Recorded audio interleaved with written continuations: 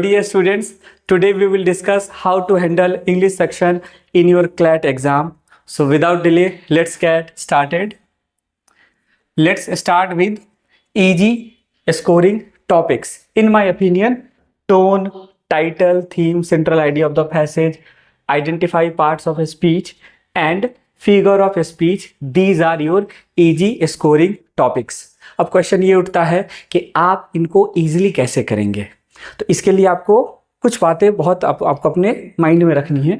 First, आपका जो class notes है आप उसको मल्टीपल टाइम उसका रिवीजन करके जाएंगे। Plus you will use option elimination method. इसमें आप क्या करते हैं कि आप इजीली टू ऑप्शंस को तो एलिमिनेट कर लेते हैं। फंसते कहाँ पर है तो टू ऑप्शंस में। तो उसके लिए क्या करेंगे कि एग्जामिनर ने पैसेज में जहाँ पे क्वेश्चन पूछा है, जहाँ पे डिस्कस किया है, वहाँ पे जाइए और उसको 2 to 3 टाइम्स पढ़िए। Then you will get the right answer. Next point is revise your vocabulary section. हमने मल्टीपल टाइप से वोकैबुलरी किया है क्लासरूम में, उसको आप क्या करेंगे मल्टीपल टाइम्स उसका रिवीजन करेंगे।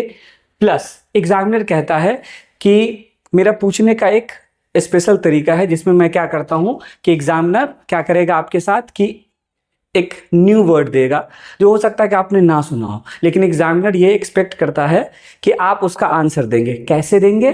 तो वो क्या करेगा कि वर्ड उसने दिया है, उसके बाद उसको 2 सेंटेंसेस पहले या फिर 2 सेंटेंसेस बाद में उसका वो डिस्कशन करेगा in the form of synonym और एंटोनिम। आपको बस उसको क्या करना है, रीड करना है carefully and then you will give the answer. ये फर्स्ट मेथड है। सेकेंड मेथड, अगर एग्जामिनर ने रूट वर्ड से रिलेटेड कोई भी क्वेश्चन पूछा है तो आप क्या करेंगे, क्लास नोट्स को मल्टीपल टाइम रिवीजन कर लेंगे, फिर आपके लिए बल्ले बल्ले हो जाएगी। एंड अगर किसी बच्चे को थोड़ा सा ये लगता है कि थोड़ा फियर है किसका, या तो रीडिंग कम्प्रिहेंशन का हो सकता है या फिर अगर आपको एग्जाम का भी थोड़ा सा फियर है, तो देखो ये नेचुरल है। कोई भी एक गुड स्टूडेंट होता है उसको एग्जाम से पहले थोड़ा सा फियर होता है। It is a good sign, don't worry. Next question is how to read quickly in the exam. तो बेस्ट जो तरीका है पैसेज पढ़ने का वो ये है कि आप पेन को ऐसे पकड़ लीजिए एंड ऐसे स्क्रॉल करके पढ़िए।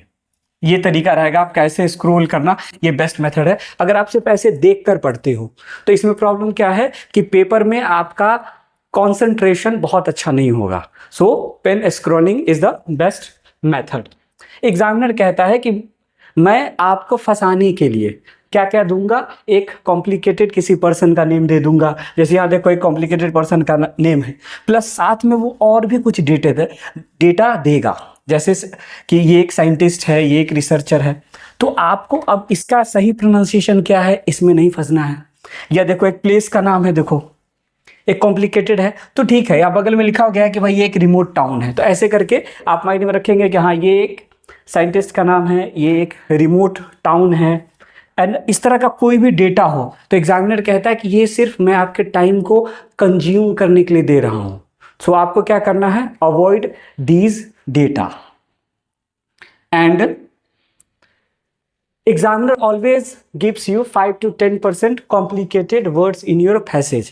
ये एग्जामिनर का एक मेथड है जिसमें वो जब भी वो एक पैसेज बनाता है तो 5 to 10% ऐसे वर्ड्स देता है जो क्या हो, कॉम्प्लेक्स हो। तो avoid these words so that you can understand smoothly your passage। So dear students, concept हमने समझ लिया। अब एक लास्ट ईयर जो 2024 में आपका एक पैसेज पूछा गया है उसको डिस्कस कर लेते हैं और ये सारे पॉइंट्स आप अपने माइंड में रखेंगे। तो डिस्कशन को स्टार्ट करने से पहले आप लोग क्या करेंगे कि आप लोग सबसे पहले इस पैसेज को पॉज करके एक बार रीड कर लीजिए और फिर मैं इस क्वेश्चन को आपके लिए एक्सप्लेन करता हूं। तो सबसे पहले आप रीड कर लो।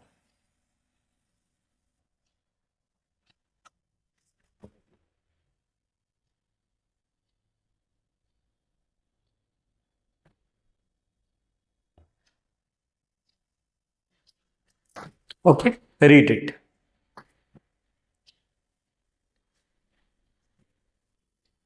अब एक बार क्वेश्चंस आप देख लो और खुद से ट्राई करने की कोशिश कीजिए। फर्स्ट क्वेश्चन ये है, देखिए फर्स्ट क्वेश्चन में आपसे एग्जामिनर ने क्या पूछा है, फर्स्ट क्वेश्चन में आपसे सेंट्रल आइडिया पूछा है, ठीक है, तो इसको आप थीम कह लीजिए, सेंट्रल आइडिया कह लीजिए। तो सेंट्रल आइडिया या थीम क्या होता है, तो अगर एग्जामिनर ने क्वेश्चन को 4 पैराग्राफ में डिवाइड किया है, इट मीन्स जिसका भी डिस्कशन, जिस पॉइंट का भी डिस्कशन 2 और मोर देन 2 पैराग्राफ में हुआ होगा, that will be your central idea और थीम। ओके, उसके बाद देखो नेक्स्ट क्वेश्चन, एक वर्ड पूछा गया है, तो इसके लिए आप क्या दिमाग लगाओ कि 2 लाइंस पहले या 2 लाइंस बाद में, देखो इसका मीनिंग कहीं ना कहीं आपको दिखेगा, ट्राई इट। एंड अब देखो ये क्वेश्चन आपका पैसे से रिलेटेड है, कि एग्जामिनर ने क्या किया, इस क्वेश्चन को इस तरीके से डिजाइन किया है कि आपको पैसे समझना पड़ेगा और उन वर्ड्स को आपको रिमूव करना है जिनका कोई मीनिंग नहीं है, क्योंकि बहुत सारे ऐसे आपको वर्ड्स मिलेंगे जिनका पैसे से कोई रिलेशन नहीं है, इट मीन्स क्वेश्चन से कोई रिलेशन नहीं है। नेक्स्ट देखो, नेक्स्ट 4 एंड 5 नंबर क्वेश्चन देखिए, कि कह रहा है कि ऑथर किस चीज से अग्री कर रहा है और किससे डिसअग्री कर रहा है।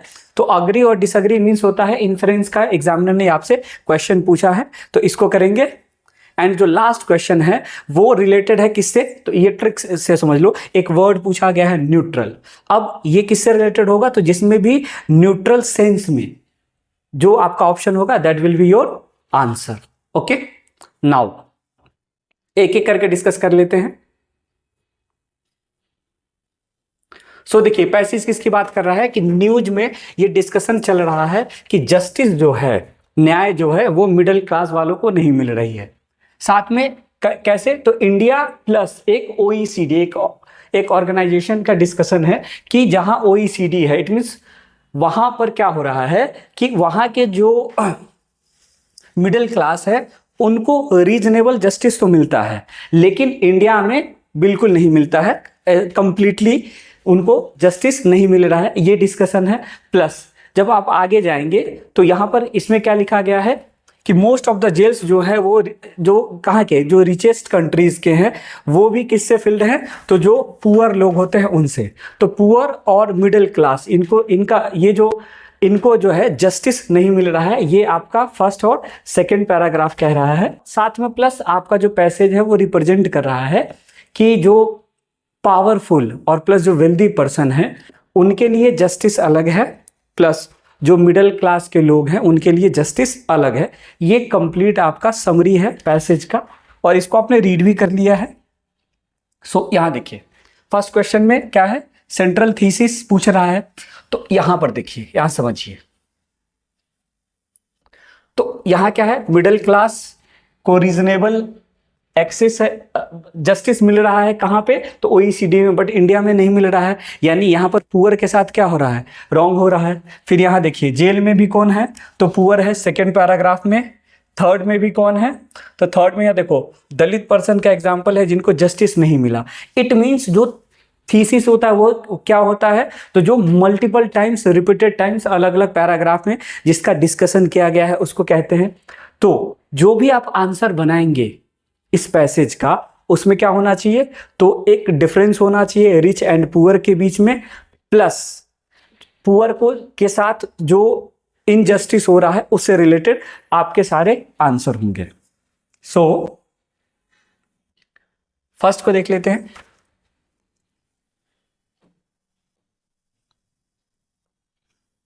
ओके, क्वेश्चन 1 में एग्जामिनर ने आपसे सेंट्रल थीसिस पूछा है, तो किसका किसका डिस्कशन हुआ है क्वेश्चन में, तो अनटचेबिलिटी इसका डिस्कशन हुआ है, और साथ में जस्टिस जो है रिच एंड पुअर को, उनमें क्या है डिफरेंसेस की बात की है। तो देखो अनटचेबिलिटी तो है, लेकिन ये आपको ये अच्छा लग सकता है, ये क्वेश्चन क्या है, थोड़ा सा आपको ट्रैप में फंसाने के लिए है, लेकिन आपका आंसर क्या होगा, बी, क्योंकि इसका डिस्कशन हमने कम से कम 2 और 3 आपके पैराग्राफ्स में पैसेज ने कर रखा है। ओके, नेक्स्ट क्वेश्चन नंबर 2 देखो, इस वर्ड का एग्जामिनर ने आपसे क्या पूछा है, मीनिंग पूछा है, तो इसको समझिए।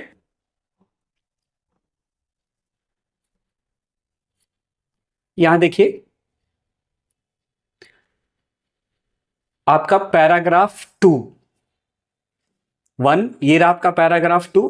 पैराग्राफ 2 में ये आपका वर्ड लिखा गया है, they are docket excluded. It means, लेकिन यहां से पढ़िए, इन इंडिया एज वेल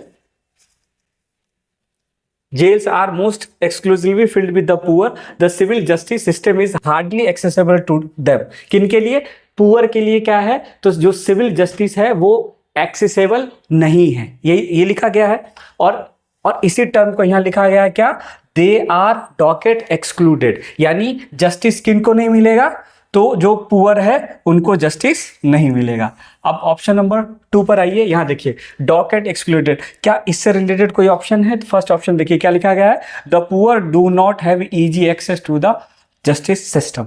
तो वर्ड का आपको यहां पे मीनिंग है, इस तरीके से आप वर्ड का आंसर देंगे। अब बढ़ते हैं क्वेश्चन नंबर 3 की तरफ। क्वेश्चन नंबर 3 में आपसे पूछा गया है कि which of the following words best describes the experience of different segments of people with the justice system as described in the third paragraph। कि थर्ड पैराग्राफ में जो है वो क्या जस्टिस सिस्टम जो है वो सबके लिए कैसा है, जो जनरल पीपल है उनके लिए कैसा है। तो सिम्बायोटिक है, सिम्बायोटिक मतलब म्यूचुअल, यानी जैसा सबके लिए एक जैसा अच्छा, या अफेक्टिव है, कन्फ्लिक्टिंग है, या इंटरडिपेंडेंट है।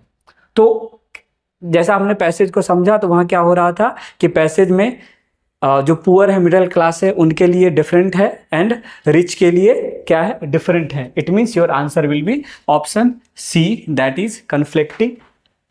नेक्स्ट है कि इन्फरेंस निकालना है आपको कि ऑथर किस चीज से अग्री होगा। तो ऑथर क्या कह रहा है, यहां पे आपको समझना है, स्टैंडर्ड फॉर्मेट आपको आंसर देना है। इट मीन्स आपको बताना पड़ेगा कि यहाँ पर कि पुअर क्या करते हैं, पुअर के लिए जस्टिस, रिच के लिए जस्टिस अच्छा है, बट पुअर के लिए क्या है, जस्टिस सही नहीं है। तो इससे रिलेटेड क्या क्या है, फर्स्ट ऑप्शन कह रहा है the judicial system reflect the same power relationships as those that exist in society. तो सोसाइटी में क्या होता है, तो सोसाइटी में जो होता है क्या कि पुअर के लिए कोई जस्टिस नहीं है और रिच के लिए सभी जस्टिस होते हैं। इट मीन्स ये आपका इन्फ्लुएंस है।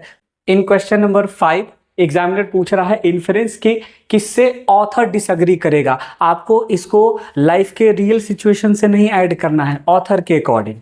तो ऑथर के अकॉर्डिंग देखिए क्वेश्चन नंबर बी जो आपका ऑप्शन है क्वेश्चन नंबर 5 का, the law ensures equality both in text and in practice. तो इसमें क्या है कि जो जस्टिस है वो रिच पीपल के लिए अलग है और पुअर पीपल के लिए अलग है। तो किससे डिसएग्री करेगा, तो क्वेश्चन नंबर 5 का आपका आंसर क्या हो जाएगा, बी।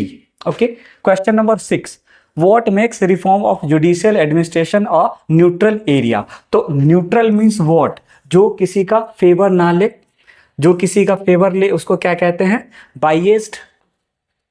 ओके, और बेसिक माइंड में आप एक पॉइंट रखेंगे कि किसी भी वर्ड से पहले अगर आपने ए, एन, अन या फिर डिस ऐड किया तो जो न्यू वर्ड बनेगा वो इस वर्ड का क्या होता है, ऑलवेज अपोजिट होता है।